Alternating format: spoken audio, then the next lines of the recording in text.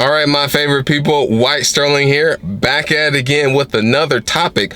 I should probably stop opening up times with the White Sterling because some people may get a little confused, especially if they're new here. Like, thought his name was Sterling White, but he's saying White Sterling. I just like breaking up the monotony every now and then. But today's topic is going to be on why you'll regret buying real estate in 2022. Not TWO, not TOO, but TWO. So you'll definitely want to stay tuned because it's important that you know these. That way, while you're in the moment, you don't make those mistakes. That way, in the future, you look back and say, "Why in the heck did I do that?" Because yes, say it with me. Yes, it's good to learn from your own mistakes, but pausing for a second, it's even better to learn from others. So let's roll right into the first point, which is having the scarcity mindset. Just realize there is a abundance of opportunity that is out there. And I'll give you a prime example for myself is when I ran into having the scarcity mindset. This was a just under 120 unit that was in Cincinnati, Ohio. OH. You're supposed, for those of you who are from Ohio, you would say IO at the end. Those of you who are not from Ohio, you wouldn't have got it. But so this was a particular deal, had underwrote it. It all made sense on the numbers, except the roofs. Huge. It was a concern with those because the owner said they had been patching those since they had owned the property, and said that, okay, we'll be able to patch those roofs too.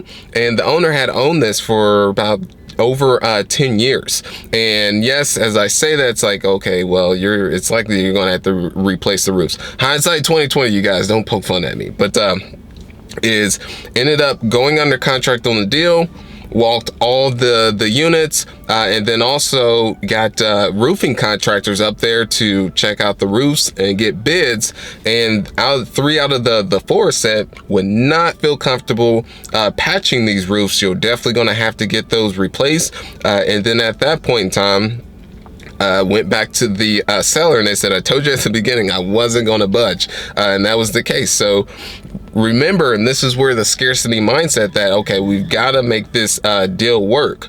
And went back to the numbers and said that, okay, we'll be able to actually increase the rents here. The renovations on the interior units, we'll be able to pull back that. We can actually get it done cheaper.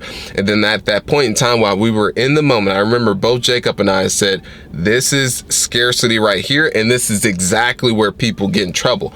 So it's having that awareness. And just right after that, ended up finding an 80 unit, ended up acquiring, have since sold that property and had a great return on it. But that just goes to show you there is an abundance of opportunity. And when you get the scarcity mindset, you'll try and figure out, okay, I've got to make this deal work. The second is getting too caught up in the buying frenzy. And this is a quote I really like by Warren Buffett that says, fearful when others are greedy, and greedy when others are fearful. And those are the best times. And when I studied those who really scaled their portfolios even further along or in a more rapid manner than I did, is that during those times where people were fearful, right after the cash is when they really started acquiring and ramping up their acquisitions. And during the time when people are more so greedy, and you can say those are similar times to where we're in now, in a way, is the time to actually sell at that point in time, so you can later have the cash ready to accumulate when things start to shift and go the other way. And this is another prime example in getting into the buying frenzy, where let's say there's a deal on market, there's a multiple call to offers, you put your offer in, and then the broker comes back to you and says highest and best. That I was speaking with the local property management company here in Houston, Texas, very reputable, and works with very experienced and established syndicators. And one thing she said that from what she's been experiencing is that a lot of investors will come back to her and say that, hey, I have to put in a higher offer to remain competitive on this particular deal. What do you think about the rents, us being able to perform at this increased rate? So originally we were at this, but now in order for us to remain competitive in our offer, can we actually get the rents up to this? And she said to me that what she says back to them is simply that I will not manage and take on that property and put ourselves in that position because it's not realistic. So that's another thing that I see people that are doing, is that being overly aggressive in their underwriting. And yes, that may work out in the future, but what does the downside look like as far as protecting your risk? I'm always looking at risk versus reward, not even just in investing in itself, but just in life in general. Is that, okay, is it worth the risk to go out to travel somewhere with, let's say, the whole pandemic and not being able to come back? I just use that, and maybe a bad example, but is that looking at the risk reward to certain things, or even a time investment? Is it worth the risk to invest in whatever particular project, or let's say even a relationship, versus the reward you may get out of that? So those are always the thing, is just protecting your downside. And yes, there are multiple calls to offers and bidding that's out there, but just not getting too much into it, and knowing that, okay, this is our criteria right here, these are our numbers don't lie, we're going to stick to these. One thing that has always helped me is actually, instead of going on market, is actually direct to owner, the direct to owner route. If you want more insights on that, go ahead. There is a link below for that to sign up for a strategy session to get more insights on that. And the last but not least way is that you'll figure out creative ways to get into bad deals. And with that, this goes into when you're underwriting a deal, that you'll look at it and say that, okay, well, we don't have enough money to be able to raise it up front because it'll go into our returns. Let's go ahead and take it out of cash flow. Or, okay, we don't need to raise all this money to push towards the reserves of the property. The property will perform, the property will be good performing because this is a good asset in a very attractive location, and we'll be able to weather the storm in the event things turn. So these are all the creative ways that you may tell yourself, and it translating to actual reality. Ask me how I know that usually does not turn out well. And these are common mistakes that myself is I've studied from others, and even some of those mistakes is that I've went out and done it on my own, and then ended up experiencing that, man, that absolutely sucked. I'm not going to do that again. So if you can avoid it altogether, because it could be a mistake that ends up costing you.